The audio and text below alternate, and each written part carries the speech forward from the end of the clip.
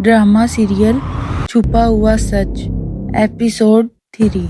हिना के हाथ में डायरी थी।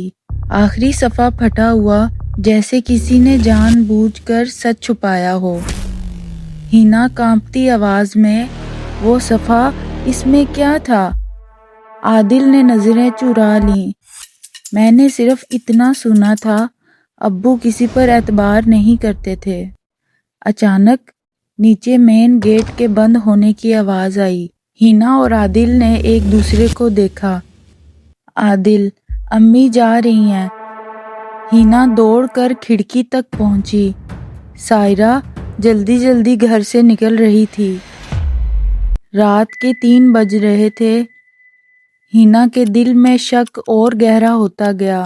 अगली सुबह सायरा ऐसे बर्ताव कर रही थी जैसे कुछ हुआ ही ना हो। नाश्ते की मेज पर खामोशी छाई थी। हिना ने अचानक पूछ लिया, अम्मी, आप रात को कहाँ गई थीं? सायरा रुक गई। चम्मच हाथ से गिर गया। मैं बस बाहर हवा लेने गई थी।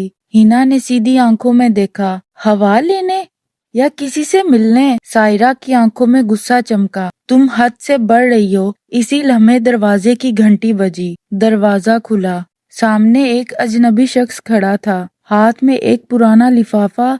ये घर मरहूम यासिर साहब का है। हिना के अब्बू का नाम सुनकर सब चौंक गए। हिना आगे बढ़ी। जी, वो मेरे अब्बू थे।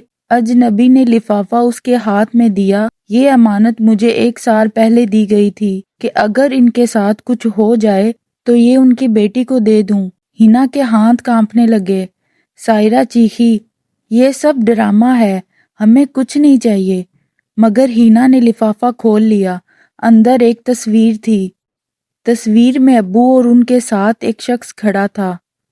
वो शख्स कोई और नहीं बल्कि आदिल था।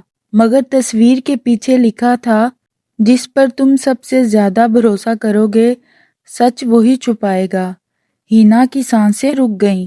उसने आहिस्ता से भाई की तरफ देखा। आदिल, ये सब क्या है?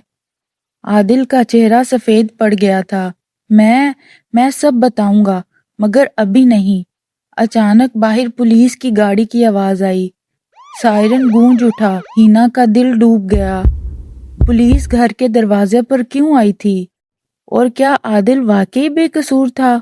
अगर एपिसोड अच्छा लगा हो तो वीडियो को लाइक करें और चैनल को सब्सक्राइब करें और कमेंट बॉक्स में बताएं आपको ये सीरीज कैसी लग रही है। मिलते हैं नेक्स्ट वीडियो में, तब तक के लिए अल्लाह हाफिज।